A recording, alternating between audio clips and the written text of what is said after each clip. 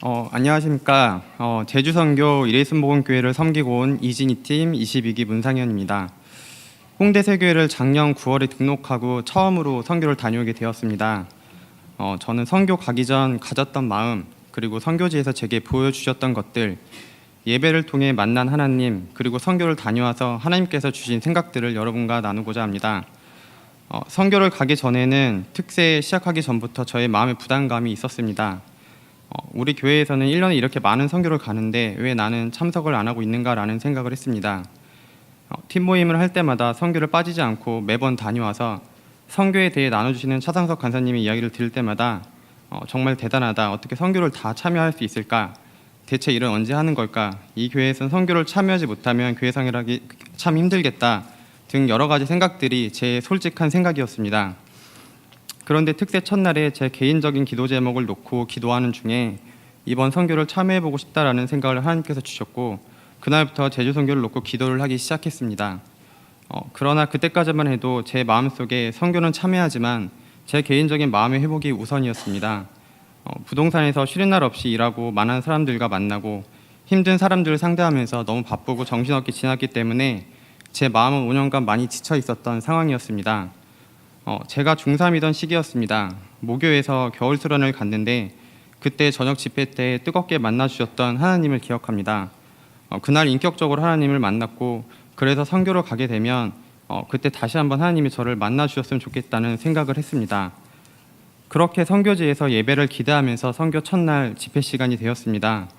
그러나 제가 기대했던 하나님의 뜨거운 만남보다는 하나님의 사랑과 확신을 느낄 수 있는 시간이었습니다. 1년 전에 비하면 홍대세교회에 와서 예배에 대한 사모함과 회복도 주셨고, 지금처럼 제주도로 선교를 올 수 있게 인도하신 하나님의 은혜를 느꼈습니다. 그 시간부터 마음이 편해지고 작은 것 하나하나가 감사함으로 바뀌었습니다. 둘째 날 저녁 집회 때 제가 만난 하나님은 기쁨을 주시는 하나님이었습니다. 천국은 마치와 해 뜨는 데부터 해 지는 데까지 찬양을 율동하며 선교 대원들과 모두 함께 찬양했는데, 하나님께서는 제가 상상하지 못할 정도의 기쁨을 주셨습니다. 찬양과 예배의 힘은 역시 대단하다고 생각이 들었습니다. 저는 아마도 중3 때 만났던 하나님을 그리워하고 과거의 하나님을 생각하고 과거에 너무 얽매여서 살아왔던 것 같습니다. 그리고 내가 중심이 되고 내가 바라고 생각하는 모습으로 하나님이 만났으면 좋겠다고 생각해 왔습니다. 그러나 하나님은 때와 상황에 따라서 다른 모습으로 우리에게 보여주시고 하나님의 시각에서 생각을 주시는 분이라는 것을 알게 되었습니다. 아마도 제가 어린아이 같은 신앙에 머무르지 아니하고 더욱 성장하길 원하시는 것 같았습니다. 그리고 어떠한 순간에도 함께 하시는 하나님이라는 사실에 대해서 더 확신을 가질 수 있었습니다. 그래서 저는 이번 선교를 통해서 가장 크게 받은 메시지는 기뻐하라와 시장적으로 성장하라 였습니다. 저희 이레순복음교회 선교팀의 본격적인 사역은 둘째 날이었습니다.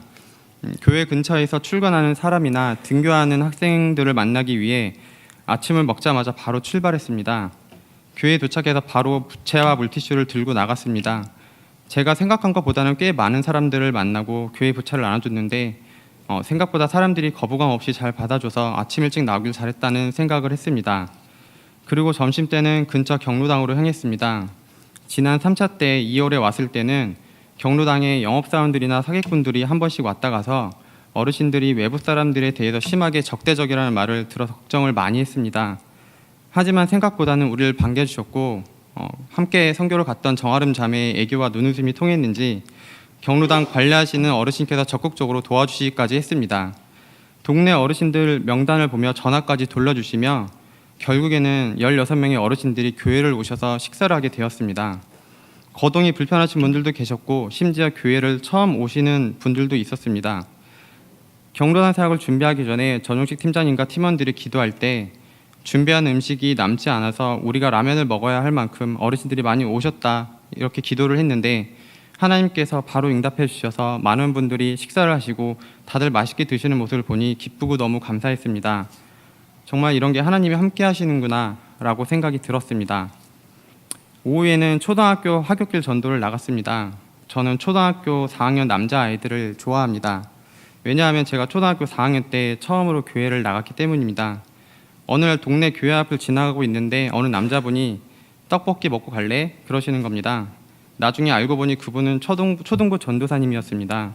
그리고 달란트라는 것을 저에게 주시더니 너가 가지고 싶은 거 이걸로 사고 떡볶이도 먹으라 하셨습니다. 그날은 마침 초등부 달란트 잔치를 하는 날이었습니다.